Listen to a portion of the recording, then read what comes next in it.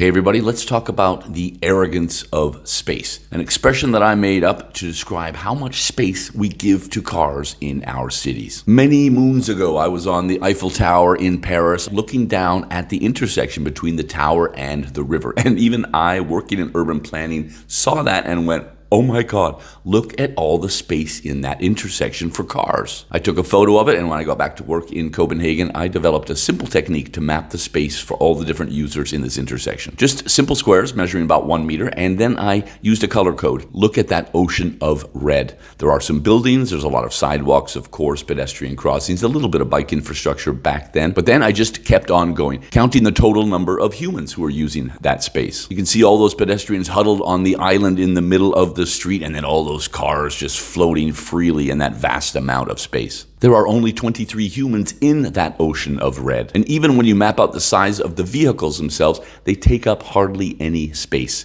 So insanely arrogant. And then I fixed it. I upgraded it. Didn't take long at all. I have done these all over the world for years. Here's another one from Paris. This is Sao Paulo in Brazil, Calgary, Cape Town, Moscow, Barcelona. Here's Tokyo, the world's largest pedestrian crossing. And then, of course, I had to explore my own city of Copenhagen. This is the busiest street in the country, Hans Christian Andersen Boulevard. 66% of the space is for car lanes or parking, even though only 9% of Copenhageners use a car to get to work or education in the city every single day. Absolute arrogance. Now here's the thing. You can map out the arrogance of space in your city as well. A friend of mine, Daniel in Slovakia, took this arrogance of space concept and he made it into an online tool. Google arrogance of space tool, you're going to find it. It works best on desktop, but this is how you do it. You grab a satellite photo from Google of an intersection or a place in your city, and then you upload it to the tool. I'm using an example of an intersection from Kyiv in Ukraine. It is such a horrible street that makes you feel like you're in some shitty